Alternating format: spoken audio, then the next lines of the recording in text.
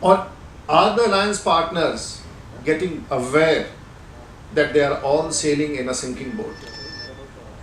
क्या शरद पवार के बयान से ऐसा समझा जाए कि उन सबको ऐसा एहसास होने लगा है कि कांग्रेस की सरकार एक डूबती हुई नैया है? और ये सभी सवाल जो उठाए जा रहे हैं, जो प्रश्न किए जा रहे हैं, कहीं ना कहीं इन विषयों को इंगित करता है।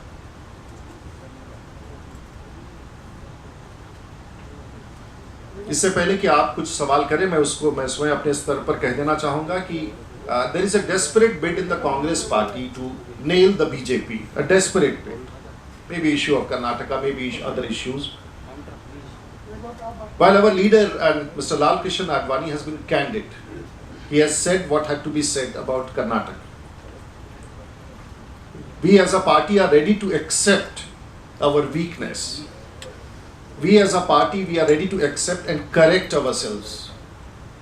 We as a party are ready to admonish those who indulge in that. And that we are all committed to fight corruption and that we are in full support of the Lokpal bill. हम फिर से दोहराना चाहेंगे कि Bharatiya Janata party, Congress के लोग ये प्रयास कर रहे हैं कि भारतीय जनता पार्टी और विशेष करके जो पृष्ठभूमि लाल कृष्ण आडवाणी के रथ यात्रा का है, जिसमें भ्रष्टाचार, कालाधन, महंगाई, ये सब विषय है, कांग्रेस के मित्र प्रयास कर रहे हैं कि बीजेपी के ऊपर प्रहार किया जाए। लेकिन हम ये कहना चाहेंगे कि भारतीय जनता पार्टी स्वयं और उसका नेतृत्व भ्रष्टाचार के सवाल पर अपने नेताओं पर अंकुश रखना, हमें अपने कमजोरी का एहसास होना और उस कमजोरी के आधार पर हम उसमें सुधार लाने के लिए संकल्पित हैं। और हम भ्रष्टाचार के खिलाफ इस देशव्यापी अभियान में हम अपने पार्टी के हर तंत्र को सुधारने के लिए तैयार हैं, हम अपनी कमियों को सुधारने के लिए तैयार हैं। और जो भ्रष्टाचार के खिलाफ लोकपाल विधेयक है, उसका भारतीय जनता पार्टी का पूरा समर्थन है। लेकिन दूसरी तरफ यदि देखें, here is the Congress party which has yet nothing to say about Srimati Sheila Dikshit in the CWG scam. Yet here is the Congress party which has nothing to say about Mr. Chidambaram in the 2G scam. Yet here is the Congress party which has nothing to say about Mr. Digambar Kamath in the scam, in the Goa mining scam. And yet here is the Congress party which has nothing to say on Mr. Sushil Shinde or Vilas Rao Deshmukh on the Adarsh Housing Society scam. And yet here is the Congress which has nothing to say about the indictment of Mr. Rajkumar Chauhan in Delhi on charges of corruption. And yet here is a government which has nothing to say on the observation of the Supreme Court that the Prime Minister had not acted in November 2007, and if he had acted, possibly this 1,76,000 crore scam may not have taken place. Congress को इन सभी विषयों के बारे में अगर आप कहेंगे तो मैं इसे हिंदी में भी दोहरा दूंगा, लेकिन इन सभी विषयों के बारे में कांग्रेस की तरफ से अभी तक देश के लोगों को कोई जवाब नहीं मिला है। कल अखबारों में और सब जगह ऐसा समाचार है कि अन्ना हजारे की टीम में उनके 2 सदस्य ने अलग होने की इच्छा जाहिर की है।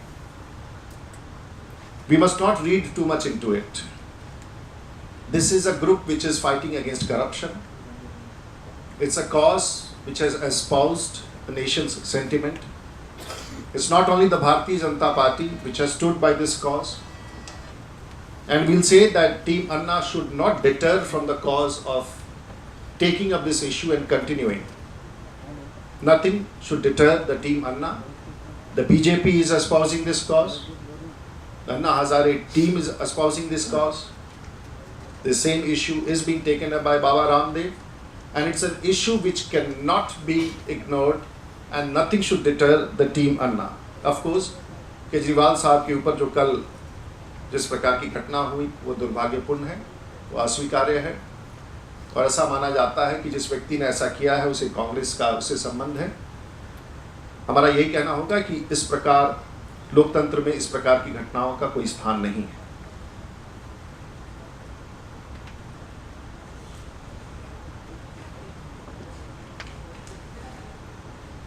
देखिए, सरकार में एक और प्रतिवेदन, एक और रिपोर्ट आने की सूचना है जो कोयले से संबंधित है। And this Congress government is absolutely living up to its reputation. It's not very unusual that pull a paper, pull a leaf in government and there is a scam underneath. And there is another scam which is being talked now about 1,20,000 crores. I do not know. Figures don't matter for the Congress party, but another a coal scam in which the licenses had been manipulated to advantage two companies, resulting in a loss or a favor of 1,20,000 crore. एक और बड़ा scam जो 2G से बड़ा scam और उसके बराबरी का दिखता है जो कोयले से और कोयले के विभाग से संबंधित है। इस सरकार में आप सरकार का कोई पन्ना उठाए उसके नीचे एक भ्रष्टाचार और एक स्कैम दिखता है। उसी क्रम में फिर एक ऐसा लगता है कि 1,20,000 करोड़ का एक बड़ा स्कैम फिर से देश के सामने आने वाला है। हम इंतजार कर रहे हैं कि और तथ्य प्रकाश में आए, लेकिन इस पर एक विषय मैं जरूर उठाना चाहूंगा और आपके नजर में भी लाना चाहूंगा कि जब भी ये सरकार CAG का प्रतिवेदन सदन में रखती है, वो ये प्रयास करती है कि CAG का रिपोर्ट सदन के अंतिम दिन रखा जाए। और पिछले बार भी हाइड्रोकार्बन का जो रिपोर्ट था, जो पिछले सत्र में, वो भी अंतिम दिन रखा गया। पिछले बार भी जो एयर इंडिया का रिपोर्ट था CAG का, वो भी अंतिम दिन रखा गया। और हमें डर है कि इस प्रकार के सनसनीखेज प्रतिवेदन जो सरकार के खिलाफ हैं, देश के लोग निश्चित रूप से जानना चाहेंगे कि सदन के अंतिम दिन ये क्यों रखा जाता है।